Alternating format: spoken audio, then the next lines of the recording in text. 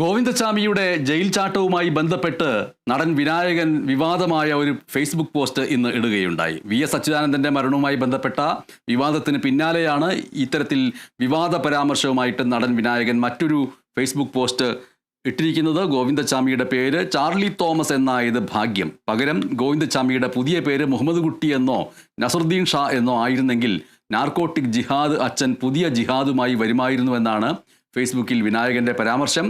ഗോവിന്ദച്ചാമിയുടെ പേര് ജനം TV Charlie Thomas എന്ന് പ്രയോഗിച്ചത് പരോക്ഷമായി സൂചിപ്പിച്ചാണ് പോസ്റ്റ്. ഈ പോസ്റ്റിന് താഴെയും അനുകൂലിച്ചും എതിർത്തുള്ള കമന്റുകൾ നിറയുകയാണ്. പോസ്റ്റിന്റെ പൂർണ്ണരൂപം ഇങ്ങനെയാണ്: ചത്തുപോയ ക്രിമിനൽ വക്കീൽ. ഗോവിന്ദച്ചാമിയുടെ വക്കാലത്തെടുക്കാൻ പണം തന്നത് ആരാണെന്ന് പറഞ്ഞിട്ടില്ല. സ്വർഗത്തിലോ നരകത്തിലോ ഭൂമിയിലോ ഇരുന്ന് ക്രിമിനൽ വക്കീൽ ആ പേര് പറഞ്ഞിട്ടില്ല. ഭാഗ്യം ഗോവിന്ദച്ചാമിയുടെ പേര് ചാർലി തോമസ് എന്നായത്. ഇതിന് പകരം ഗോവിന്ദച്ചാമിയുടെ പുതിയ പേര് മുഹമ്മദ് കുട്ടി എന്നോ നസറുദ്ദീൻ ഷാ എന്നോ ആയിരുന്നെങ്കിൽ നാർക്കോട്ടിക് ജിഹാദ് അച്ഛൻ പുതിയ ജിഹാദുമായി വരുമായിരുന്നു. ജയിൽ ജിഹാദ്, ക്രൈം ജിഹാദ്, ബ്ലാ ജിഹാദ്.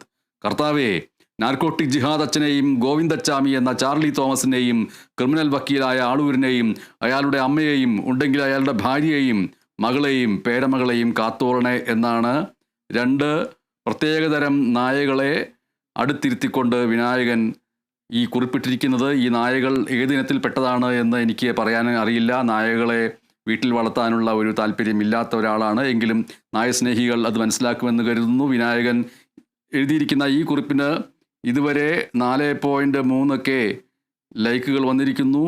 നിരവധി പ്രതികരണങ്ങളുണ്ട്. ഉള്ളത് പറയുമ്പോൾ പലർക്കും കലിയിളകും. പ്രതിഭ കൊണ്ടും രാഷ്ട്രീയം കൊണ്ടും ഉന്നതനാകുന്ന വിനായകൻ ഐക്യദാർഢ്യം എന്ന് പറയുന്ന രീതിയിലുള്ള കമൻറ്റുകൾ ഉണ്ട്. അതേസമയത്ത് വിനായകൻ്റെ ഒപ്പം ഇരിക്കുന്ന നായ്ക്കളെ വിനായകൻ്റെ പൂർവ്വപരമ്പരയുമായി ബന്ധപ്പെടുത്തിക്കൊണ്ട് അധിക്ഷേപിക്കുന്ന രീതിയിലുള്ള കമൻറ്റുകളും ഇതിൽ സൂചിപ്പിക്കുന്നുണ്ട്. ആ കമൻറ്റുകൾ പലതും വായിക്കാൻ കഴിയുന്ന രീതിയിൽ ഉള്ളവയല്ല.